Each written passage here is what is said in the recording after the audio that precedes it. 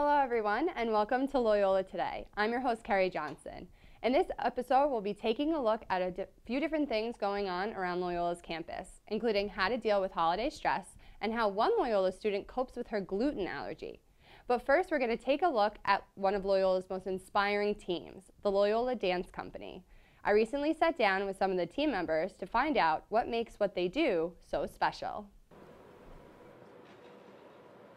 A normally quiet McManus Theater was unusually loud last week as Loyola's dance company practiced for their winter showcase. Alex Carr, one of the club's officers, took a break from rehearsals to give us some details on the company. We currently have about 150 members. It's all student-run, so we choreograph our own pieces. We're the teachers, and we do pretty much everything for the show. And as the largest student-run organization on campus, the company is able to offer a wide variety of classes. We have beginner, intermediate, and advanced classes in genres from hip-hop to tap to ballet to Irish dance, everything you could want. Anyone who wants to join the company is able to, but the officers hold auditions each year to place students into certain classes. However, in order to teach a class, it's a much more difficult process. We choose them. They are volunteers that we've seen that have stood out throughout the year. So we start you as a beginner teacher, and then we see how you do, and we move you up to intermediate and advanced. So we've all had a lot of experience doing some of that. Dancers in the company find that the time commitment is very manageable, and junior Sarah Briscoe even finds that it helps her relax. I think dancing is a great way to let loose, and especially when I'm really emotionally or mentally stressed out from work. I feel like it's such a good release of emotions. Kind of opens people up, and it's really a fun experience for everybody. Although most of the dancers in the company have years of experience, there's also opportunities for dancers of all levels to participate.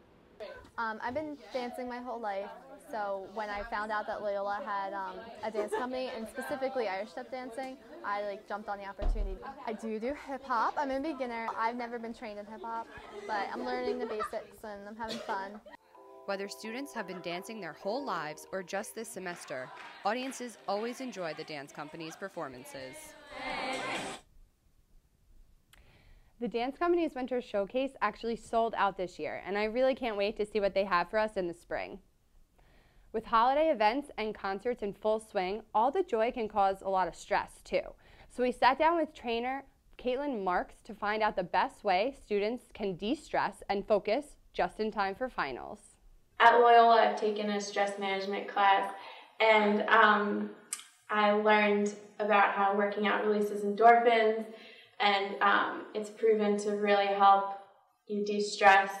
And it's motivated me to do more at home in the summer. I run more at home, and I even work part-time at my gym helping others work out. During the summer with clients at home, I help runners do interval training, and a lot of the guys like to do weight training. I also help people do different kinds of activities. So if they run a lot, I like to show them how to use the elliptical or the bike so they get a variety of exercises. After about 20 minutes of working out, the brain will release endorphins. So at least 20 minutes is ideal to de-stress, but any amount of time is better than none at all. So sports can also help a person de-stress, like swimming, rock climbing, soccer. They also help you connect with other people, so you can let out your stress by working out, but also communicating with peers and meeting other people. Not only does working out help you de-stress, but it can help you focus, so when you do end up going to study, you are more concentrated and relaxed, and you will do better studying. When I'm at the library studying, I'll notice that some people aren't completely focused, probably because they have too much stress in their lives. And I notice that after I work out, I feel more awake, more energized, happier, and it just helps me focus more when I study. Although personally, I think working out is the best way to de-stress because it releases your endorphins and everything, there are other ways you can de-stress. I know one of my friends likes to clean. Some people like to watch TV, some people cook. Whatever way works best for you is the best way to help you de-stress. With finals just around the corner, I know these tips will prove useful for many students. Another way to cure stress this holiday season is to eat. However, the task is not as easy as it seems for some, especially on a college campus. We sat down with Carly Tocco to talk about the challenges of dealing with her gluten allergy. It's a really tough diet, but it entails avoiding wheat, barley, any type of oats. It's more about keeping your intestines healthy, because most people who are allergic to gluten have really, really inflamed intestines. So by avoiding wheat, barley, oats, all those types of things, you're able to feel better. So it's been a blessing for me. Pasta, which is the hardest one for me because I'm Italian. Pizza, and then it kind of hides in things that you wouldn't really expect. So it's like in sushi, you wouldn't even know it, but it's in like imitation crab meat. All cereals, most cereals except like Chex is the only one that like name brand that I can do. But other than that, that's what's really tough. It's hard to expect Loyola to cater to maybe a small like portion of the population here, but and I know it's expensive, and that's what's kind of difficult, because you don't want to raise the prices too much while having Loyola having to like kind of absorb that cost. But at the same time, we're kind of stuck. You know, we don't really have anything to eat, and if you're a sophomore or a freshman and you can't get off campus, that's when it becomes really difficult. I'm afraid. I mean, I've kind of poisoned myself, if you want to say it that way, too many times by accident. So I don't trust anyone but myself, kind of. But I definitely think going grocery shopping is easier than eating at Loyola. It's just kind of a pain in the butt to have to leave campus all the time. I mean, I've kind of noticed that I just let go of carbs more than supplementing it with a gluten-free item, because I don't generally like the taste. After 21 years of knowing what things taste like, it's really hard to change it. That has got to be tough. I can't imagine having to watch what I eat that closely over the holiday. But Carly makes it seem pretty manageable for anyone that's gluten-free. This holiday season also brings a start to winter sports. So we sent reporter Zach Tweddle to find out what's ahead for the women's basketball team this season. With the basketball season coming up fast, I caught up with Alyssa Sutherland, senior forward, to find out how the women's team have prepared for this upcoming season.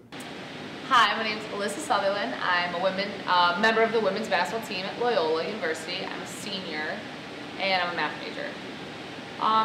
I guess every team in our school tries to win a MAC championship, so first and foremost, our goal is to win MACs.